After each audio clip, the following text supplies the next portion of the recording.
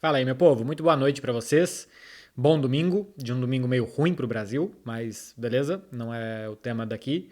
Espero que vocês tenham passado um bom fim de semana, que vocês tenham atendido as minhas dicas e que vocês estejam nesse momento muito arrependidos de muita coisa que vocês fizeram nessa sexta e nesse sábado e com muita ressaca também. Mais moral do que física, porque ressaca física eu não desejo não. Ressaca moral é importante. Olha, vamos falar da vitória do Barcelona em cima do Atlético de Madrid e com um pouco de ida ao divã para falar de como que o Barcelona ganha assim, o que que acontece, quais são os reflexos disso. Eu acho que tem 3 jogos em um. O primeiro jogo vai até os 25 minutos do primeiro tempo, quando o Barcelona faz um gol, cria mais umas duas que o Dembélé é bloqueado dentro da área, mais uma que o Pedri demora muito para finalizar e depois erra. Podia ter feito 2 ou 3 gols ali. A partir dali dos 25 até os 60, 65 mais ou menos, é uma grande pressão do Atlético de Madrid, que não consegue criar tantas chances assim, mas que o Barcelona praticamente não passa do meio campo. E aí depois dos 65, 70 até os 95, é um misto de bola para cima, com o Barcelona tentando baixar ela alguns momentos no campo de ataque, com aquela pressãozinha final do Atlético de Madrid nos últimos 5 minutos no vamos que vamos, e que o Ronald Araújo, mais uma vez, salvou o Barcelona na linha do gol. Em outros times, todo mundo volta para casa, muito feliz, tudo bem, competiu, ganhou. De vez em quando o resultado é o mais importante. Eu lembro que eu entrevistei o Jordi Cruyff, logo depois do sorteio da Champions, e ele disse que, na verdade, ele disse numa entrevista coletiva. Depois eu entrevistei ele repercutindo essa fala dele, que o Barcelona estava montando um plantel para ganhar até nos dias que não joga tão bem. Isso é muito importante, porque nem sempre o jogo vai ser brilhante, nem sempre vai fluir, às vezes o adversário vai te impor muitas dificuldades, às vezes as condições do campo, do gramado, a altura do adversário vai fazer muita diferença, então você tem que ter um plantel equilibrado para isso. Quando joga com uma defesa com o Christensen, por exemplo, quando entra o Kessie no segundo tempo, a gente vê que tem algumas peças que funcionam exatamente para combater esse jogo do rival, como fez o Barcelona. Mas é verdade também que eu acho que todo mundo se sente muito desconfortável quando o Barcelona ganha esse tipo de jogo. Porque o que você pensa é, se jogar assim de novo no próximo, vai perder. Porque não é assim que o Barcelona ganha. Se o Real Madrid tivesse ganhado assim no Atlético de Madrid, você fala, bom, próximo jogo, apaga tudo, esse jogo não serve para nada, e o time vai fazer um outro jogo, não vai ter nada a ver. Se precisar jogar assim de novo, o Real Madrid vai jogar assim de novo, e se bobear vai ganhar de novo. Pro Barcelona não, acho que o Barcelona é um clube que tem um DNA que precisa muito mais de uma construção de como que as coisas vão acontecendo, e por isso que ganhar esse tipo de jogo sem controle, com o rival te atacando muito, sem você conseguir passar do meio campo, com uma má saída de bola, como foi no segundo tramo do jogo, né, entre os 25 e os 65, 70, a impressão que dá é que o time não andou tanto para frente assim. Na semana passada, quando não ganhou do Espanhol, ou quando ganhou do Intercity com dificuldade, eu falei, o Barcelona nos jogos grandes não tem aparecido. Porque na Champions não conseguiu contra a Inter e contra a Bayern, porque perdeu do Real Madrid, porque não ganhou do Espanhol, e porque na Copa do Rei, quando pegou um primeiro jogo de mata-mata contra um time de terceira divisão, o time precisou ir para prorrogação e tomou 3 gols de um time da Série C daqui, da terceira divisão espanhola.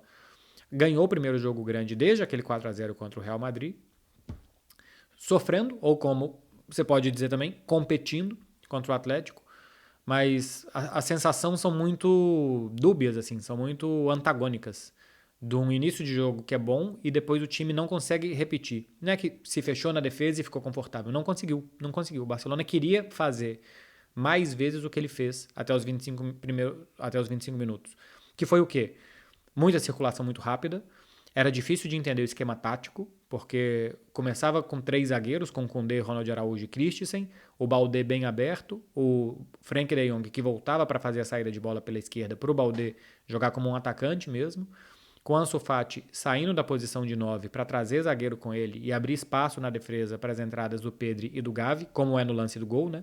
O Ansu Fati sai, vai lá para o lado do Baldé, e o Pedri vem diagonal, o Gavi vem, sem fixar os zagueiros, sem os zagueiros terem referências, e aí a bola sobra para o Dembélé marcar. Do outro lado, o Dembélé muito aberto, o que fazia que ele prendesse o lateral do Atlético de Madrid com ele, o Reinildo, e isso abria um espaço para a entrada do Gavi entre lateral e zagueiro. Então, assim, taticamente funcionava bem o Barcelona, achava bem o espaço, movia bem a bola, fez podia ter feito mais em 25 minutos, criou 3, 4 chances boas para marcar, mas depois, quando o Atlético de Madrid deixou de marcar com 5-4-1, começou a jogar mais à frente, a pressionar a saída de bola do Barcelona, o Barça não conseguiu colocar a bola no chão, ganhar duelos físicos, né? fisicamente parecia que os caras do Atlético de Madrid estavam sempre muito mais inteiros, os caras do Barcelona escorregando muito, caindo, muito imprecisos nos domínios. O Atlético de Madrid foi crescendo, foi crescendo, foi crescendo. Teve algumas chances de empatar. Até acho que no final é mais num vamos que vamos e tentar qualquer coisa, mais no coração do que na tática, que o Ronaldinho Araújo tira em cima da linha. Mas que não dá para jogar assim sempre. Não é o tipo de jogo que o Barcelona está confortável, não é o tipo de jogo que está bem distribuído dentro de campo e que se jogar assim vai ganhar a maioria dos jogos. Quando que o Barcelona vai ganhar a maioria dos jogos? Quando ele controlar com a bola, quando ele empurrar o rival para o campo de defesa, quando o rival praticamente não chutar. O Atlético de Madrid chutou 20 vezes, o Barça chutou 10, o Atlético de Madrid chutou 20. Então, assim, é uma vitória boa para saber que de vez em quando dá para ganhar jogos assim, como ganha muitos times do mundo. O Manchester City ganhou do Chelsea no meio de semana 1-0 num jogo relativamente parecido, que o jogo foi muito mais o que o Chelsea queria do que o Manchester City queria fazer. O Chelsea, inclusive, acho que teve mais posse de bola, acho que foi 52-48. E o Manchester City conseguiu ganhar o jogo de 1-0, sem um jogo brilhante do Haaland, sem um jogo brilhante do De Bruyne, mas ganhou, porque de vez em quando você vai ter que ganhar assim. A questão é que o Barcelona, quando jogou como queria, não conseguiu se impor. E agora conseguiu ganhar um jogo que, para mim, merecia muito mais um empate, para falar a verdade, do que vencer. Então, é uma ida ao divã, sabe? Quando o Barcelona ganha assim, é meio estranho. Se jogar assim de novo, não tá bom. Se jogar assim de novo, não vai chegar longe. E tem que fazer mais, tem que fazer mais. Mas também é verdade que muitos jogos que o Barcelona faz um gol e o rival aperta e tal, que o rival tem prêmio, né? Dessa vez não teve. Então, defensivamente, foi um bom jogo. Porque o Barcelona foi apertado, foi apertado, foi apertado na casa do Atlético de Madrid, coloca atacante, bola na área, e o time se defendeu bem. Acho que se defendeu bem. O Atlético de Madrid, se um time com a qualidade dos jogadores que tem o Atlético de Madrid te ataca por tanto tempo e você consegue de uma, duas chances, é porque você se defendeu bem. A partir daí você precisa de sorte, você precisa de uma boa atuação do goleiro, você precisa que, por exemplo, um contra-ataque do Dembélé, que a bola dentro no pé do zagueiro, dentro na trave sai, ela pode dar no pé do zagueiro na trave e entrar, então tem que ter sorte também. Mas defensivamente o time foi bem, não se desesperou e marcou bem atrás. Até um time mais completo, né? Um time que consegue se defender bem, que nos outros jogos ataca mais e tal, mas não é o DNA do clube. A tendência é sofrer muito e a tendência é não ganhar. Individualmente, eu gostei muito do jogo do Ronaldinho Araújo de novo. É incrível como ele é um dos melhores zagueiros do mundo, né? Como ele é contundente, como ele é bom no jogo aéreo, como ele protege bem a área, como ele salva a bola em cima da linha, de vez em quando ainda marca na frente. Se é para jogar com a defesa a 40 metros do gol, ele é rápido para voltar. Se é para jogar perto da área, ele está bem posicionado. Gostei do lado dele jogou o Christensen, que é um tipo de jogo que fica muito confortável, porque isso foi um jogo de Premier. E o Christensen acostumado e tal, rebateu bola para tudo quanto é lado. Dificilmente um cruzamento passa da linha onde ele está, porque ele se coloca bem. Então foi bem ali. Não gostei do Baldé. Os domínios de bola do Baldé são muito longos. A bola escapa muito dele. Eu acho que quando o rival está pressionando muito, ele é um jogador muito ruim para sair jogando, porque não tem uma linha de passe de avanço, é sempre para o lado e para trás. O que é bom nele é a condução de bola à frente. Depois, perto da área, ele tem mais chance de criar. Mas ele ajuda muito pouco na saída e perde muita bola. Hoje escorregou em uma contra o Japão na Copa do Mundo. Ele perde uma bola e o Japão faz o gol de empate, né, numa saída de bola ruim da Espanha. Então, pode ser um bom lateral de futuro, tá? Mas ainda acho que, apesar de todos os pesares, o Jordi Alba é o melhor lateral do Barcelona. Hoje o Barça jogou, perdão, hoje o Barça jogou com dois volantes. Jogou Busquets e o Frenkie de Jong praticamente lado a lado. E acho que hoje o Frenkie não foi bem, numa posição que tende a fazer com que ele vá bastante melhor. Mas acho que hoje o Busquets, que não é o jogador mais dos sonhos de ninguém, jogou bem melhor do que o Frenkie de Jong. A entrada do Kessié depois, acho que melhorou, ainda deu mais força para o time na saída do Frenkie de Jong, deu mais força para chegar à frente, para chegar junto do Dembélé, para ganhar mais rebote no meio campo também.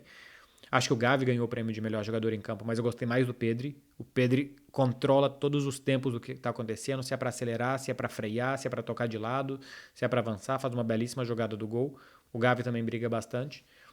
E o Dembélé tem muita estrela, né? O Barcelona nunca perdeu quando o Dembélé marcou. São 31 vitórias e 6 empates nos 37 jogos que ele marcou. Ele não tem 37 gols, porque às vezes ele marcou mais do que um gol, né?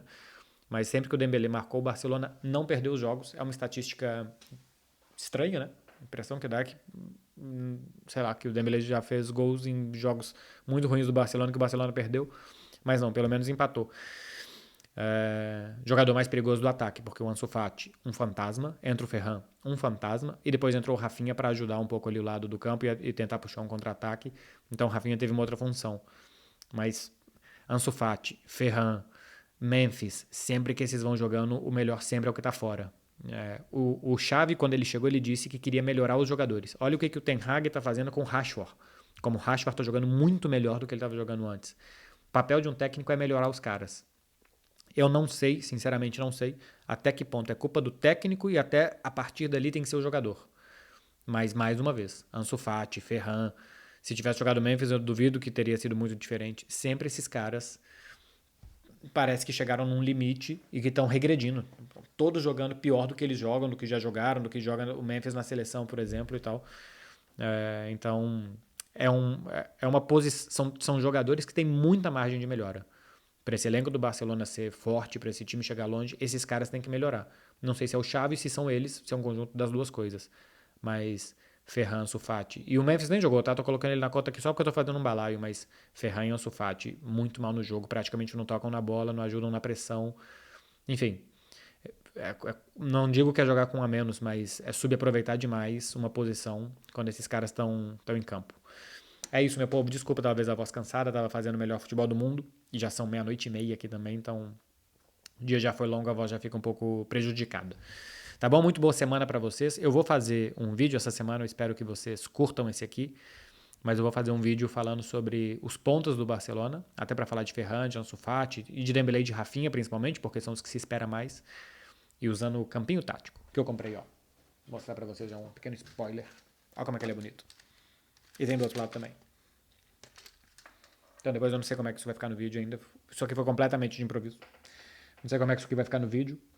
Mas para falar da pouca ajuda dos laterais, e os pontas ficam muito isolados, e por que eu acho que os pontas do Barcelona estão tendo tão pouca participação nos gols nessa temporada. Tá falado, meu povo? Boa segunda para vocês, boa semana. A partir de agora, infelizmente, juízo. Sexta-feira a gente tem uma nova conversa sobre esse tema. Mais juízo, hein? Sejam democráticos. Valeu.